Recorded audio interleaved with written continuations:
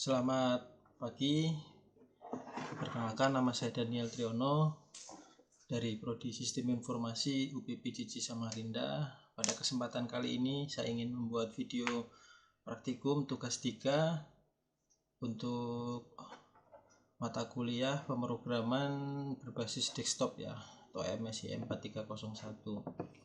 Nah, pada tugas 3 ini kita diminta untuk membuat sebuah program ya. Nah, ini untuk tugas 3-nya. Saya bacakan beberapa poin utamanya. Di tugas 3 ini kita diharapkan mampu mengimplementasikan ya konsep abstraksi, inheritance atau pewarisan, enkapsulasi, polymorphism, exception, input output, dan juga operasi file. Kemudian kita juga mampu mengimplementasikan seperti struktur keputusan, pengulangan, array, dan string ya. Terus di tugas ini ada beberapa persyaratan. Yang pertama itu membuat kelas abstrak menu item, kemudian membuat turunannya ya. Dari menu item itu nanti ada makanan, minuman, serta diskon. Terus nanti ada metode tampil menu ya, untuk untuk mengimplementasikan, untuk menampilkan informasi khusus ya tentang makanan, minuman. Kemudian ada kelas diskon juga. Nanti juga mempunyai metode tampil menu.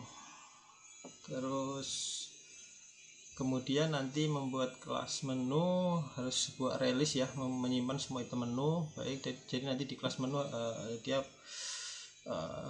mempunyai sebuah release yang akan menyimpan semua item menu.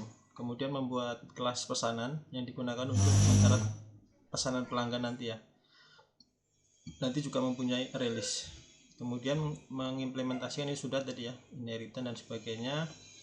Nah, program harus memiliki menu utama yang memungkinkan pengguna untuk nanti programnya itu bisa menambah item baru ke menu, makanan, minuman, diskon. Kemudian menampilkan menu restoran, menerima pesanan, hitung total, menampilkan pesanan pelanggan, terus keluar dari program. Kemudian implementasi juga input output file ya. Kurang lebih seperti itu. Ada petunjuk tambahan yaitu Anda dapat menggunakan antarmuka atau abstrak class jika diperlukan untuk implementasi nanti abstraksi ya, seperti antarmuka makanan, minuman, dan diskon. Terus menggunakan polymorphism untuk mengimplementasikan metode tampil menu pada masing-masing turunan. Kurang lebih seperti itu. Kita langsung ke kodenya saja. Ini kode yang sudah saya buat. Di sini saya jelaskan satu persatu. Di sini saya mempunyai file menu item.java. Di sini yang nanti akan menyimpan ya atribut dari kelas menu item itu ada nama, harga, kategori. Nah, ini atributnya. Kenapa ini protected? Ini bisa juga dibuat private ya. Ini untuk implementasi enkapsulasi. Jadi enkapsulasi itu, encapsulation ini sebenarnya yang saya pahami adalah atribut ini tidak bisa diakses langsung ya. Jadi nanti kita harus membuat semacam seperti getter atau setter yang nantinya akan digunakan untuk mengakses atau mengubah value atau nanti isi dari setiap properti ini gitu. Nah, nanti bisa membuat metode get apa atau set apa, nanti kurang lebih seperti itu. Untuk kalau getter itu untuk menampilkan informasi, kalau setter untuk mengubah ya, kurang lebih seperti itu. Terus di sini ada, di bawahnya nanti ada metode menu item. Nah, kenapa ini sama? Nah, ini kenapa menu item ini sama dengan ini, terus ini public. Jadi menu item ini adalah kenapa metode ini namanya sama seperti yang sudah saya jelaskan di tugas 2 kemarin ya. Ini dia konstruktor atau apa ya, konstruksi. Jadi setiap nanti objeknya dipanggil baik di sini atau di file lain, maka metode ini otomatis akan dijalankan ya. Jadi kurang lebih seperti itu construction. Jadi misalkan di sebuah program kita pengen di semua halaman misalnya nanti menampilkan tanggal, waktu dan sebagainya, atau mungkin metode-metode lain. Nah nanti bisa di file utamanya, di file pintu masuk utama itu nanti dibuat konstruksi atau construction sesuai yang kita inginkan, misalkan mau menampilkan tanggal dan sebagainya.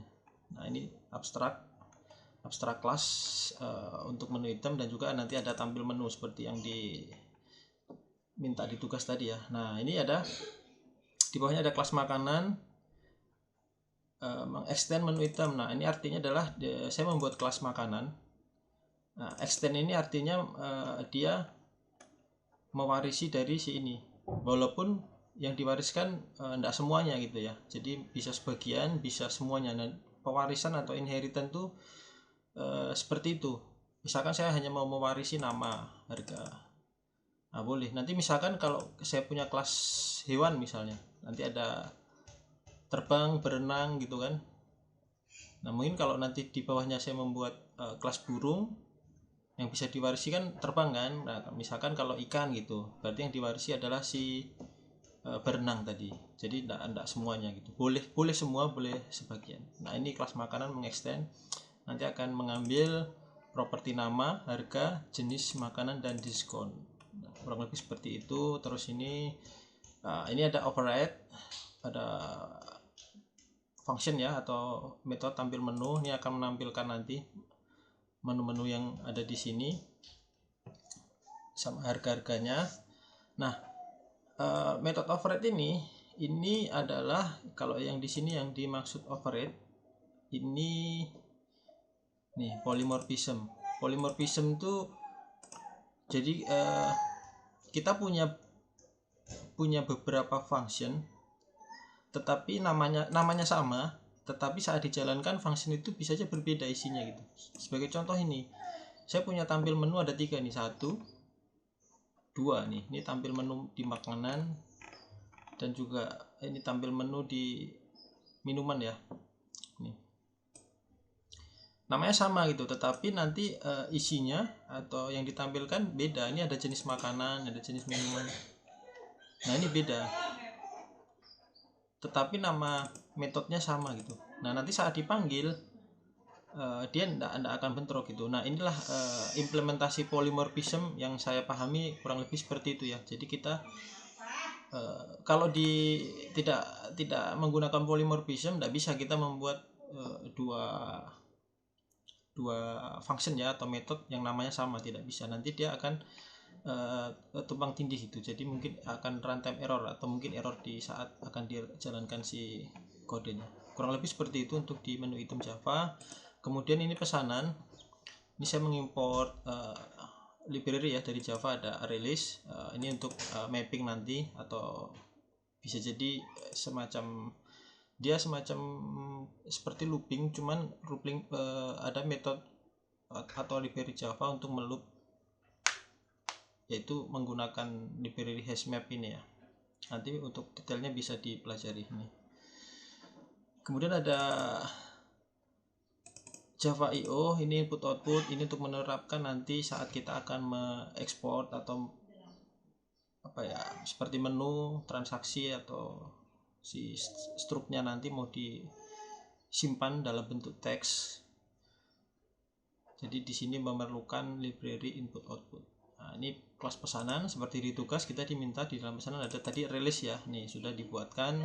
Nah, private ini artinya privat ini enggak bisa beberapa ini langsung diakses langsung ya. Nanti memerlukan metode-metode yang seperti ini, contohnya ini public.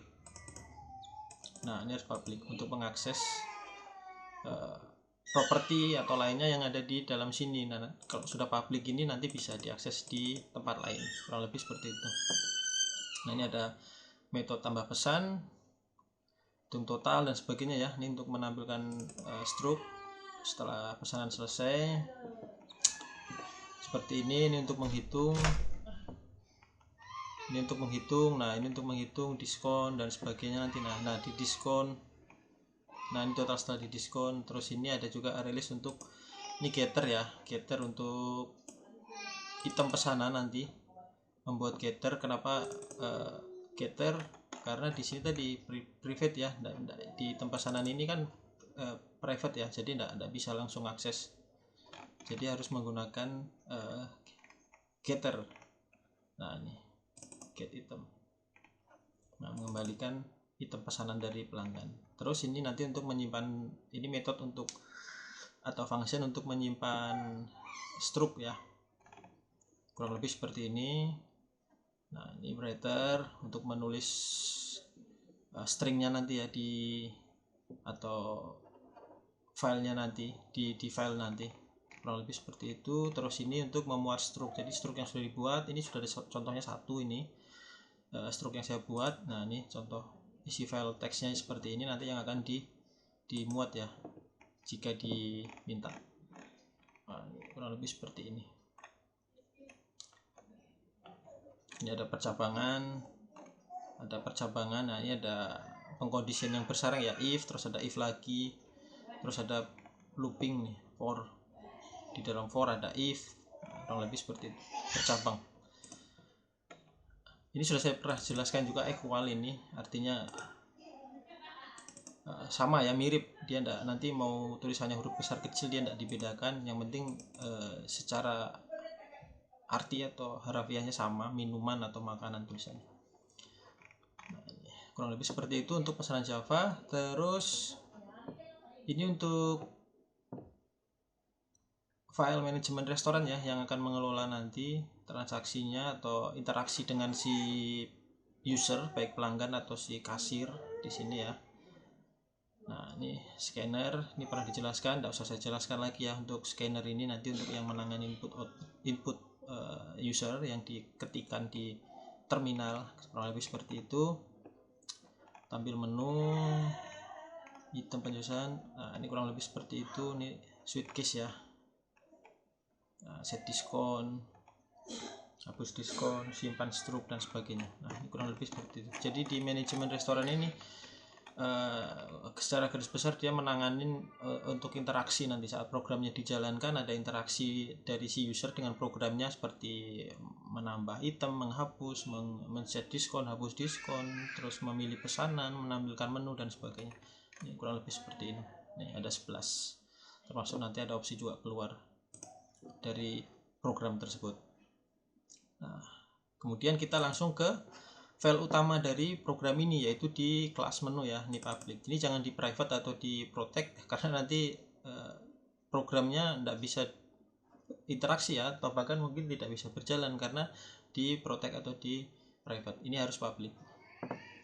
Nah di file utama pada program ini, yaitu pada kelas menu, ini sudah diterapkan juga ya untuk release tadi, seperti pada soal new release.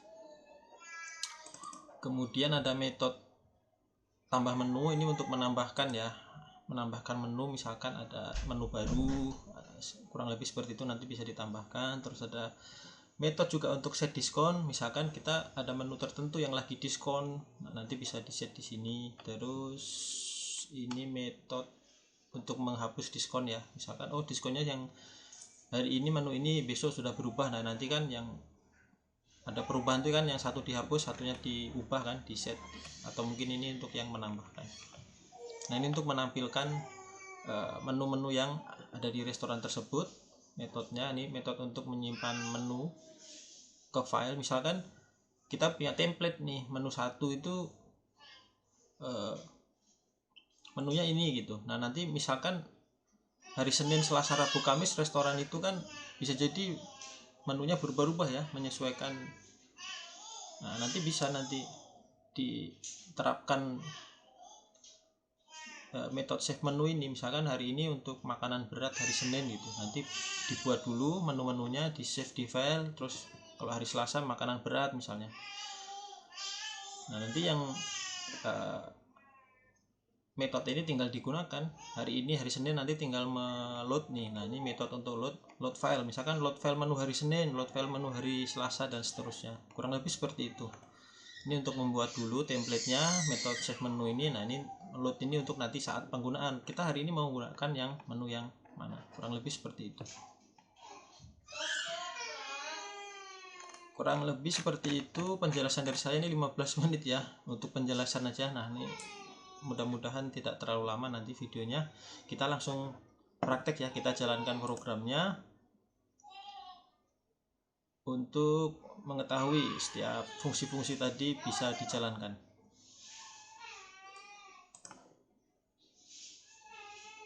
Oke, kita agak perbesar aja ya biar agak kelihatan. Oke, ini. Nah, ini ya. Kita lihat dulu. Tampilkan menu. Nah, ini belum ada ya. Nih, kenapa kosong? Karena belum ada. Jadi kita enggak bikin defaultnya tadi. Kita harus milih dulu. Nah, tadi yang kita sudah buat itu, saya sudah buat templatenya nih. Ini menu ya. Ini menu templatenya ada 4. Nah, kita coba dulu. Muat menu berarti nomor 6. Nah, masukkan nama filenya. Nama filenya itu menu. Nah, setelah dipilih ini ya, dimuat berhasil. Nah, sekarang harusnya sudah bisa nih tampilkan menu. Nah, ini tampilkan menu. Nasi goreng ada diskonnya dan sebagainya nih ya. Nah, kita coba sekarang tambah item menu. Berarti 1. Entah, nasi goreng, mie goreng. Oke, kita tambahkan, masukkan nama item, misalkan soto ya. Soto, harga itemnya misalnya 20.000. Jangan pakai titik ya, ini gini, integer dia di soto. Nah, kategorinya apa, misalkan makanan. Nah, ini masukkan diskon 0 jika tidak ada. Ini di sini saya membuatnya persentase ya, berarti nanti masukin 0 sampai 100. Berarti kalau 100 itu 100%. Jadi kita misalkan diskon soto anggaplah 5% ya diskonnya. Nah, kita tampilkan menu. Nah, ini soto harga. Nih, sudah masuk kan sotonya. Nah, di sini tidak ada kan. Nanti kalau kita load ulang hilang itu sotonya. Nah, supaya bisa masuk coba kita save, tapi sebelum save kita tambahkan satu lagi ya menu. Misalkan es teh deh. Es teh. Harga itemnya misalkan 10.000. Minuman kasih 5% aja ya, 5% misal, atau 10% deh, 10%. Kita tampilkan menu. Nah, es teh sudah masuk. Sekarang kita ke simpan menu ya. Pilih opsi 5 berarti 5. Kita buat file baru, new menu aja, new menu. Oke. Nih sudah ada ya new menu. Nah, kita kalau di sini nanti load ulang, misalkan kita keluar ya, ini keluar dari programnya, terus kita run lagi, pilih opsi 2 tampilkan menu. Nah, belum ada. Nah, kita tampilkan new menu tadi nih yang sudah ada soto sama apa tadi, es teh ya. Nah, misalkan kita pilih yang muat menu berarti 6. Kemudian muat menunya namanya new menu. Nah, kita pilih 2 ya, kita tampilkan. Nah, yang tampil nih yang sudah ada soto sama es teh ya. Nih diskonnya tadi 10 sama 5%. Nih setelah didiskon harga segini. Jadi si pelanggan sudah tahu, oh nih lagi diskon soto, biasanya normal harga 20, diskon 5%, jadinya sekarang harganya 19.000. Nah, kurang lebih seperti itu. Sekarang kita langsung ke opsi nomor 3, pesan item ya. Setelah ditampilkan si pelanggan pesan misalkan. Pesan, pilih 3. Nah, masukkan nama yang dipesan, ketik selesai jika sudah selesai memesan. Kita misalnya pesan nasi, atau tidak usah pakai huruf besar ya, dia sudah mendeteksi harusnya. Nasi goreng, misalkan nasi gorengnya 4. Nah, nih item nasi goreng sebanyak 4 telah ditambahkan. Terus pesan misalnya apa ini, mie goreng 2. Terus pesan sotonya ya, soto 2. terus minumnya misalnya teh 2, terus es teh 2 misalnya, terus kopi kita pesan semua aja nih, kopinya 4. Nah, sudah semua dipesan, semua menu, terus ketik selesai. Nah, setelah selesai kita simpan dulu ya filenya di sini di nomor 9. Nah, simpan struk ke file 9. Nah, kita buat nama filenya tr2 aja karena tr1 sudah ada, kita tr2. Nah, itu dibuat. Ini pesannya tadi ya. Nah, ini filenya. Diskon dan sebagainya. Ini sudah bisa untuk memesan. Kita coba tampilkan struk. Oh, karena sudah disimpan ya, kita muat dulu, muat struk dulu. Karena tadi jadi programnya setelah saya buat itu setelah dia melakukan pesanan selesai kan, simpan struk ke file, kemudian setelah disimpan ini tadi filenya ini dia akan mereset, programnya mereset, jadi dibuat 0 lagi, pesanannya itu tidak ada lagi. Nah, itulah makanya ini tadi waktu kita cetak struk 4 tidak ada, ini kosong kan, tidak ada pesanan. Kenapa begitu? Karena kalau tidak gitu, misalnya transaksi pertama selesai simpan struk, kalau tidak direset nanti jatuhnya saat ada orang yang kedua pesan, list pesanan yang pertama tadi akan ngikut gitu. Jadi supaya tidak ngikut di reset ya, ada metode clear yang digunakan untuk di sini kalau tidak salah di pesanan mana ya, itu yang digunakan untuk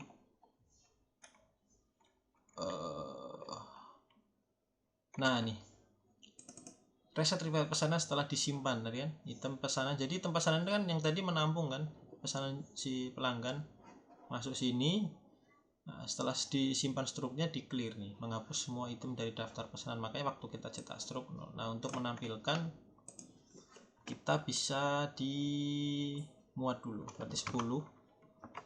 Nah, masukkan nama file untuk memuat struk yang mana, kita mau nampilkan yang 2 tadi kan, yang dipesan pelanggan 2. Nah, setelah dimuat harusnya sudah muncul ya. Nah, nih masukkan nama file untuk memuat struk. Nah, tr2. Nah, total setelah didiskon sekian. Nah, ini struk pesanannya sotonya. Nah, ini kan sudah diskon tadi kan, sotonya diskon 5% 19.000. Ini total setelah diskon. Nah, ini totalnya segini. Nih struk pesanan tadi kan, soto, teh, nasi goreng dan sebagainya. Nah, ini totalnya 230.500. Nah, diskonnya 10% ya. Di sini di masing-masing beda sih. Diskonnya kan penerapannya di masing-masing makanan beda, nanti akan kita jelaskan. Nah, ini total setelah diskon sekian. Kurang lebih seperti itu untuk penerapannya ya. Nah, sekarang kita mau ngeset diskon nih. Coba kita pilih opsi dulu ya, opsi 2. Untuk pesanan item tampil tadi simpan struk, muat struk sudah ya. Ini nih yang input output file tadi. Nah, ini IO nih, input output. Jadi inputnya itu menyimpan tadi, outputnya ini tadi menampilkan memuat struk. Terus yang input output simpan menu juga sudah ya, menyimpan menu tadi sudah. Nih tadi kita membuat new menu, terus muat juga sudah dimuat tadi yang ada soto sama es teh. Nah, kita coba tampilkan dulu. Oke, nah kita coba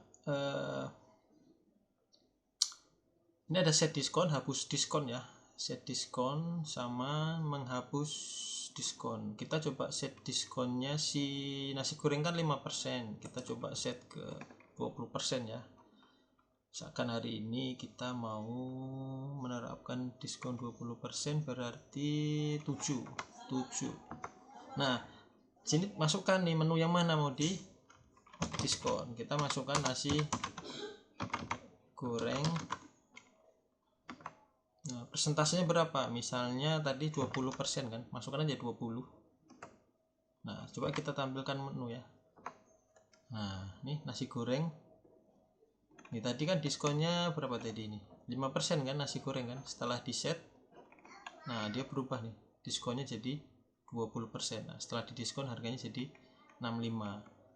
Nah, kita mau menghapus sekarang, menghapus diskon. Misalnya diskonnya si es teh nih, enggak usah didiskon gitu. Ya, pilih aja opsi 8.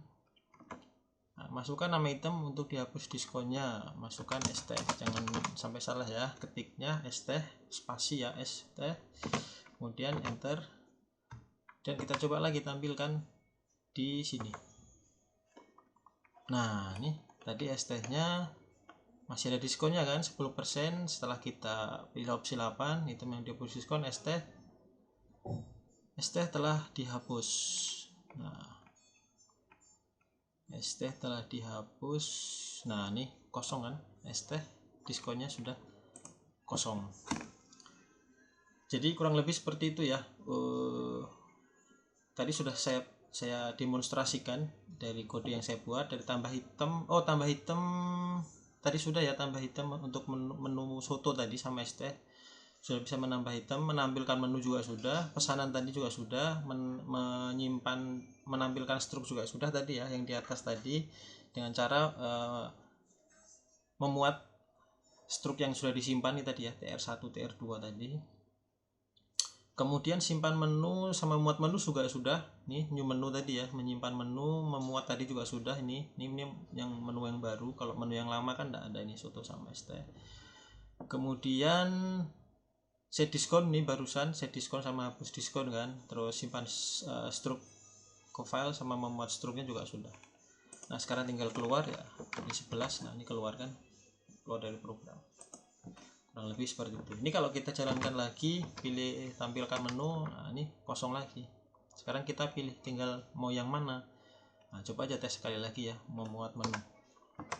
Nah, menu coba kita, tadi new menu ya, kita ketik yang menu aja. Nah, yang menu kan ini kan. Nah, diskonnya isi new menu tadi pasti tidak berubah nih. Ini diskonnya 10% nih. Kalau ya, coba kita pilih yang new menu, berarti muat yang 6. Masukkan nama file untuk memuat menu, berarti new menu.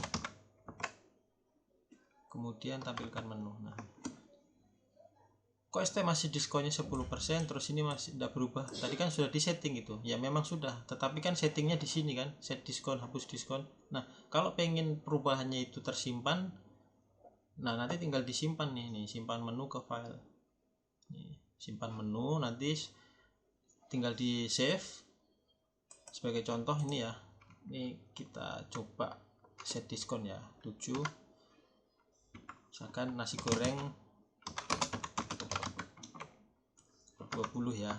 Nah, ini sudah 20 kan. Nah, kemudian kita simpan menunya ke file. Simpan menu ke file. Nah, kita timpa aja namanya sama new menu. Nah, kalau sudah kita coba keluar, terus kita masuk lagi, terus kita muat new menu. Nah, kita tampilkan. Nah, ini berubah kan 20%. Kenapa yang tadi pertama tidak berubah? Karena perubahannya masih di sini ya, di program sini. Nanti saat programnya keluar, dijalankan lagi, dia tidak kesimpan. Nah, supaya bisa tersimpan perubahan pada diskon menu tadi nih. Jadi setiap perubahan yang ada di sini, perubahan di menu ya, itu pastikan nih, disimpan menunya ke file. Terus kalau mau transaksi jangan lupa, jangan sampai namanya sama, nanti akan menimpa transaksi yang sebelumnya. Nah, ini kalau bagusnya sih sebenarnya untuk nama filenya ini ya, nama file TR1, TR2 sama new menu ini nantinya kalau mau dikembangkan programnya dibuat semacam looping dengan indeks yang dimulai misalkan dari 0 atau 1, nanti otomatis filenya nanti bukan manual ketik kayak tadi ya, jadi otomatis TR1, 2, 3 gitu, nanti terus gitu sampai seterusnya. Jadi nanti menghindari tertimpa gitu ya. Jadi kalau kita pakai database biasanya nanti bisa menggunakan ID-nya ya, ID-nya nanti yang dia akan menambah otomatis. Jadi seperti itu. pakai metode increment juga bisa, nanti menambah +1 +1 +1 gitu. Mungkin ini aja yang bisa saya sampaikan ya. Ini sudah cukup lama, 30 menit tadi 15 menit baca soal sekaligus menjelaskan kode yang saya buat, 15 menit untuk demonstrasi kode programnya. Mungkin ini aja bisa saya sampaikan pada tugas 3 ini. Mudah-mudahan apa yang sudah saya buat dalam video ini sudah cukup untuk mewakili ya dan menggambarkan soal pada tugas 3 pada mata kuliah pemrograman berbasis desktop. Apabila ada kekurangan, kesalahan, mohon koreksi dari Bapak dosen. Dan sebelum saya akhiri video ini, saya ingin mengucapkan terima kasih kepada Bapak dosen, Bapak Darmanto ya, Bapak Darmanta Sukrianto, yang sejauh ini sangat baik ya dalam membimbing mahasiswa untuk belajar di khususnya mata kuliah pemrograman berbasis desktop gitu. Mungkin ini aja yang bisa saya sampaikan, dan saya akhiri video ini dengan ucapan terima kasih.